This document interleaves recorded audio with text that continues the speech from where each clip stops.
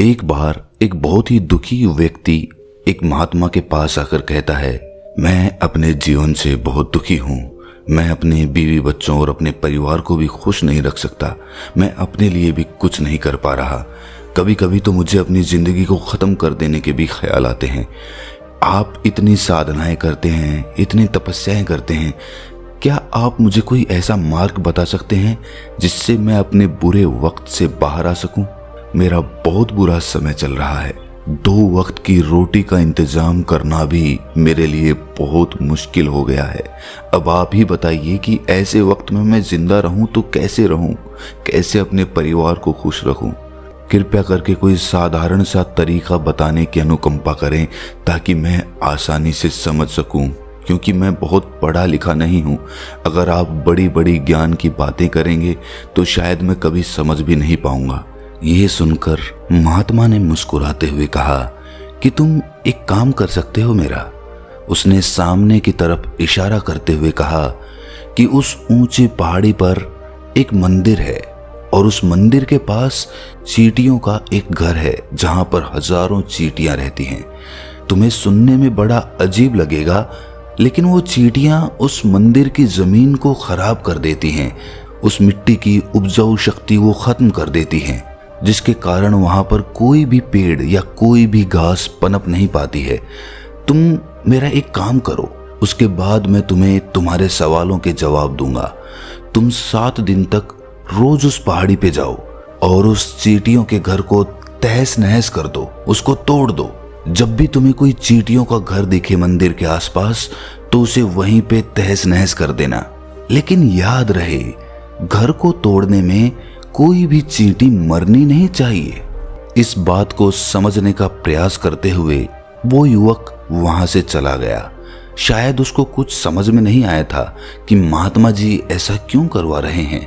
वो तो उन चींटियों पर अन्याय कर रहे हैं, उनका घर तुड़वा रहे हैं, उन्हें नुकसान पहुंचा रहे हैं। आखिर कौन महात्मा ऐसा करेगा? लेकिन फिर भी उस महात्मा की बात मानते हुए वो अगले दिन से ही पहाड़ी पर जाना शुरू कर देता है। जब वो पहले दिन पहाड़ी पर पहुंचता है तो देखता है कि बहुत सारी चींटियां अपना खाना जुटाने में लगी हुई हैं। सारी चींटियां कतार से चल रही थी और अनाज के छोटे छोटे कण उठाकर अपने घर में जमा करती जा रही थी। ये देखकर पहले तो उस युवक का मन कमजोर पड़ गया। उसने सोचा कि ये इतनी मेहनत करके अपना घर भर रही हैं और मैं इनके घर को तबाह कर दूंगा तो इनको कितना बुरा लगेगा। लेकिन फिर उसने उस महात्मा की बात याद करते हुए उस घर को तोड़ना शुरू कर दिया। जल्द ही चींटियों में हाहाकार मच गया। वो इधर उधर दौड़ने लगी। अभी तक जो कतार में चल रही थी अब वो बिखर गई और इधर उधर अपनी जान बचाने के लिए भागने लगी। थोड़ी देर में घर टूट गया और सारी चींटियां इधर उधर छुपने के लिए भाग चुकी थीं। ये करने के बाद वो युवक दुखी मन से वापस अपने घर पर लौट आया। उसका मन परेशान था, दुखी था, पश्चाताप से भरा हुआ था। फिर उसने अपने बिस्तर में रात में लेटे लेटे ही सोचा कि अब तो उन चींटियों का घर तबाह हो चुका है। अब वहां वापस जाने से क्या प्रयोजन है? अब क्या फायदा होगा? क्योंकि चींटियों का घर तहस नहस करने के लिए महात्मा जी ने कहा था, जो मैं कर चुका हूं। लेकिन फिर कुछ सोचकर अगले दिन उसने फिर से जाने का निश्चय किया और अगले दिन सुबह सुबह उठकर वो वापस उसी पहाड़ी पर पहुंच जाता है। पहाड़ी पर पहुंचकर वो उसी जगह पर पहुंचता है जहां पिछली सुबह उसने उस घर को तहस नहस कर दिया था। लेकिन वो ये देखकर चौंक जाता है कि उन चींटियों ने फिर से अपना घर उसी जगह पर बना लिया था और अब वो फिर से अपने घर के लिए सामान इकट्ठा करने में जुटी हुई थी। उस आदमी को देखकर लगा कि ये चींटियां कितनी मूर्ख हैं। इनको पता है कि कल ही इनका घर इसी जगह पर तबाह किया गया है और उसी जगह पर उन्होंने अपना नया घर भी बना लिया। और ये सोचकर वो आदमी हंसने को हुआ। लेकिन फिर से महात्मा की बात याद करते हुए उसने उन चींटियों का घर फिर से तबाह करना शुरू कर दिया। फिर से उन चींटियों में हलचल मच गई और थोड़ी देर में वो चींटियां इधर उधर अपनी जान बचाने के लिए भागने लगी। कुछ ही देर में उनका घर फिर से नष्ट हो गया और वो युवक थोड़ा संतोष के भाव से कि इस बार तो मैंने अच्छी तरह से उस घर को तबाह कर दिया है, अब तो वो चींटियां यहाँ पर अपना घर बना ही नहीं पाएंगी। इसीलिए जाने से पहले उसने उस घर पर ठंडा पानी भी डाल दिया ताकि चींटियां वहां पर अपना घर ना बना सकें। और इस तरह अपना कर्म पूरा करके वो युवक फिर से अपने घर लौट आया। आज रात में सोते वक्त फिर से वो इंसान यही सोच रहा था कि क्या महात्मा ये सही काम करवा रहे हैं? क्या किसी का घर तबाह करना किसी सिद्ध पुरुष को शोभा देता है? क्या हो अगर वो महात्मा सिद्ध पुरुष हो ही ना? क्या होगा अगर वो मुझे बेवकूफ बना रहे हो? लेकिन फिर उसने निश्चय किया कि मैं अपने काम को पहले पूरा कर लेता हूँ, उसके बाद ही पता चलेगा कि महात्मा मुझसे ऐसा क्यों करवा रहे थे। और यही सोचकर वो रात में सो जाता है। अगले दिन सुबह उठकर वो फिर से उसी पहाड़ी की ओर निकल जाता है। पहाड़ी पर पहुंचकर वो उसी जगह पर पहुंचता है जहां पर उसने उनके घर को तबाह कर दिया था और वो ये देखकर खुश हो जाता है कि वहां पर कोई भी घर नहीं था, सारी चींटियां वहां से भाग चुकी थीं। अब उसने सोचा कि अब मेरा रोज रोज आने का क्या प्रयोजन, क्योंकि चींटियां तो अपना घर बदल चुकी हैं और महात्मा जी ने मुझे 7 दिन आने के लिए कहा था, लेकिन आज तो तीसरा ही दिन है, अब बाकी 4 दिन वापस आने का क्या प्रयोजन।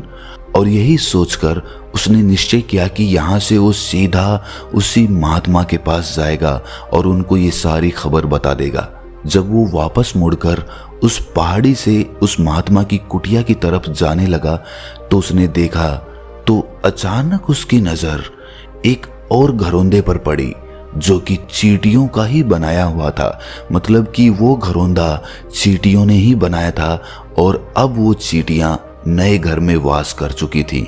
ये नया घर उनके पुराने घर से थोड़ी ही दूरी पर था और जब उस युवक की नजर उस घरौंदे पर पड़ी तो उसने सोचा कि शायद महात्मा को पता था कि ये चींटियां अपना घर यहाँ से बदलकर किसी दूसरी जगह पर बना लेगी, इसीलिए उन्होंने मुझे 7 दिन आने के लिए कहा था।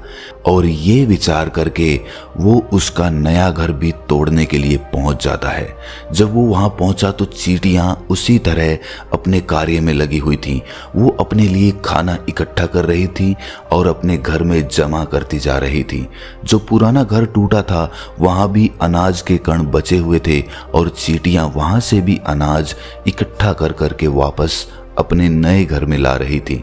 अब यहाँ पर फिर से युवक का मन थोड़ा कमजोर पड़ गया, क्योंकि वो खुद भी कमजोर था, खुद भी वक्त का मारा हुआ था। इसीलिए उसके मन में उन चींटियों के प्रति दया का भाव उमड़ रहा था। उनके ऊपर उसे दया आ रही थी। वो चाहता था कि उनकी मदद करे, लेकिन वो उल्टा उनको नुकसान पहुंचा रहा था।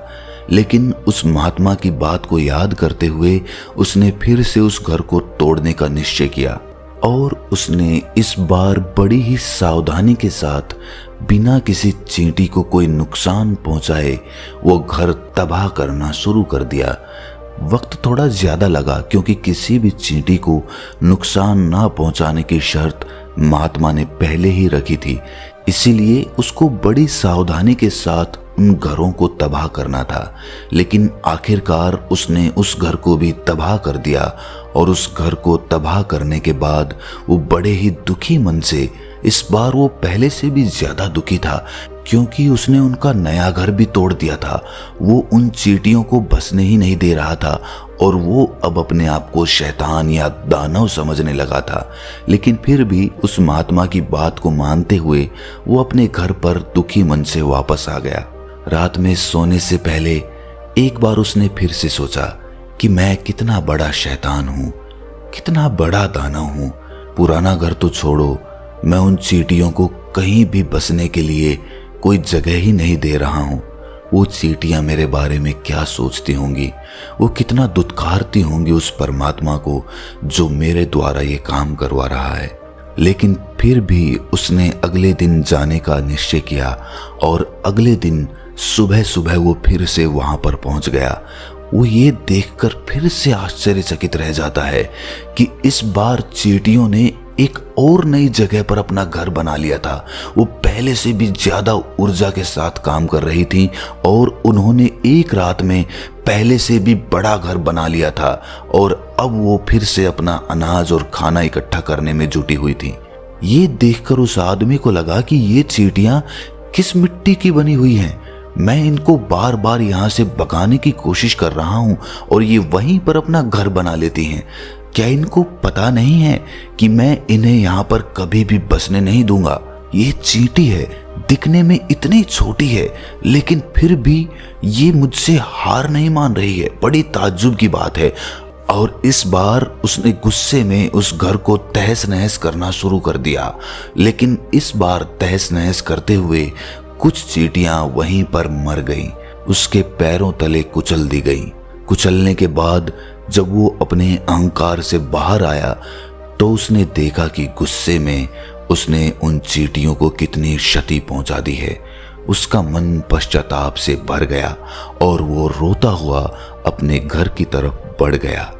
रात में सोते वक्त उसने सोचा कि मैं उन चींटियों पर बहुत ज्यादा अत्याचार कर रहा हूं, अब इससे ज्यादा अत्याचार मैं नहीं कर पाऊंगा। और यही सोचकर वो अगले दिन उन चींटियों के लिए अपने घर से थोड़ा आटा लेकर उसी पहाड़ी पर पहुंच जाता है। आज उसके मन में उन चींटियों के प्रति श्रद्धा का भाव था, दया का भाव था। आज वो उनकी मदद करना चाहता था।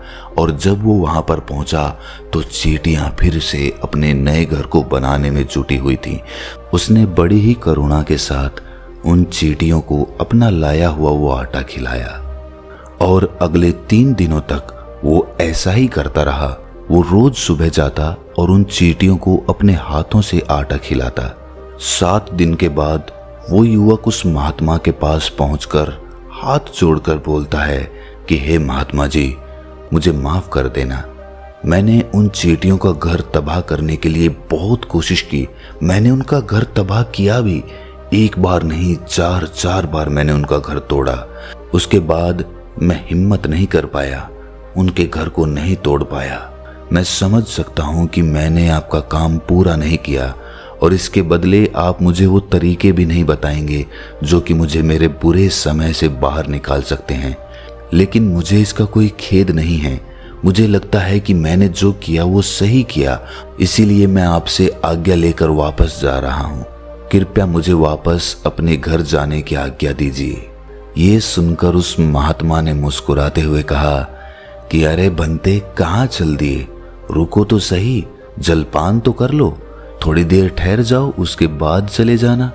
और ये कहकर वो महात्मा उस युवक के लिए पानी लेकर आते हैं। पानी पिलाने के बाद महात्मा उस युवक से पूछते हैं कि तुम मुझे ये बताओ कि आखिर तुम उन चींटियों का घर तबाह क्यों नहीं कर सके? वो चींटियां तो छोटी छोटी हैं और तुम इतने विशालकाय हो, फिर भी तुम उन छोटी छोटी चींटियों का घर तबाह नहीं कर पाए। कहाँ है तुम्हारी शक्ति, तुम्हारा बाहुबल? इसका जवाब देते हुए उस युवक ने कहा कि हे महात्मन, मैंने उन चींटियों का घर तबाह कर दिया था, बार बार किया था। एक बार तो अपने गुस्से में उन चींटियों को भी मैंने हानि पहुंचा दी थी, लेकिन जिस दिन मैंने उनको हानि पहुंचाई उसी दिन मेरे को लगा कि मैं इनको क्यों हानि पहुंचा रहा हूँ, क्यों इनको इतनी तकलीफ दे रहा हूँ। और उसी दिन से मैंने उनको क्षति पहुंचाने की बजाय, नुकसान पहुंचाने की बजाय उनकी सहायता करनी शुरू कर दी। ये सुनकर उस महात्मा ने कहा कि यही तो सीखने की बात है। एक छोटी सी चींटी हमें जीवन का संदेश दे जाती है। मैंने तुम्हें उन चींटियों का घर तबाह करने के लिए नहीं भेजा था, मैंने तुम्हें भेजा था ताकि तुम उन चींटियों से कुछ सीख ले सको। तुम्हें क्या सीख मिली उन चींटियों से, क्या मुझे बता सकते हो? ये सुनकर उस युवक ने पूरी कहानी बयां कर दी। पूरी कहानी सुनने के बाद महात्मा ने मुस्कुराते हुए कहा कि बंते, पहली सीख जो इन चींटियों से लेने की थी वो ये थी कि तुमने कितनी ही बार उनके घर को तोड़ने की कोशिश की, कितनी ही बार प्रयास किया कि उनका घर तबाह हो जाए, लेकिन वो हर बार अपना नया घर बना लेती थी। उन्होंने कभी भी हार नहीं मानी। अगर वो हार मान लेती तो वो चींटियां तुम्हें वहां पर नहीं मिलती, जीवन कार्यशीलता का नाम है, कर्मशीलता का नाम है, लेकिन हम मनुष्य एक दो बार हार मिलने पर ही टूट जाते हैं, हताश हो जाते हैं और फिर जीवन में प्रयास ही नहीं करते। और कुछ लोग तो अपनी जिंदगी को खत्म करने पर उतारू हो जाते हैं। लेकिन जानवरों में तुमने एक बात देखी होगी कि वो अपना जीवन खुद से, स्वयं से कभी खत्म कर ही नहीं सकते हैं। तुमने कभी नहीं सुना होगा कि किसी जानवर ने आत्महत्या कर ली, चाहे वो जानवर कितना ही भूखा क्यों ना हो, कितना ही दुखी क्यों ना हो, लेकिन वो अपने जीवन के लिए हमेशा संघर्ष करता रहता है। लेकिन वहीं पर दूसरी तरफ हम मनुष्य एक दो बार हताश होने पर ही अपना जीवन खत्म कर लेते हैं। जीवन तो कर्मशीलता है, कर्म करने का नाम है जीवन, और मृत्यु आखिरी विश्राम है, परम विश्राम है। इसीलिए मृत्यु से पहले कर्म करना कभी मत छोड़ना, क्योंकि मृत्यु के बाद तो तुम परम विश्राम में चले ही जाओगे। तो उससे पहले कर्म करना क्यों छोड़ रहे हो, क्यों हताश हो रहे हो? अगर तुम्हारा एक घर टूट गया है तो दूसरा घर बनाने का प्रयास करो, कोशिश करो, और कोशिश करने वालों की कभी हार नहीं होती। ये तुम उन चींटियों से देख चुके हो। देखने में तुमसे कितनी छोटी है वो चींटियां और तुम इतने बड़े हो, लेकिन उनका मन तुम्हारे मन से इतना बड़ा है, इतना विशाल है, इतना दृढ़ संकल्पी है कि इतनी बार घर टूटने पर भी उन चींटियों ने कभी हार नहीं मानी। दूसरी सीख यहाँ से लेने की थी, वो ये थी कि जब भी हमारे ऊपर बुरा समय आता है, हमें लगता है कि ये समय कभी नहीं जाएगा, ये समय मेरे जीवन को बर्बाद कर देगा, मुझे कभी नहीं जीने देगा। और अपने इन्हीं ख्यालों से, अपने इन्हीं विचारों से, जिनका असलियत में कोई भी अस्तित्व नहीं है, वो सिर्फ विचार हैं, और वही विचार हमारे मन को दुखी कर देते हैं और इसीलिए हम प्रयास करना भी छोड़ देते हैं।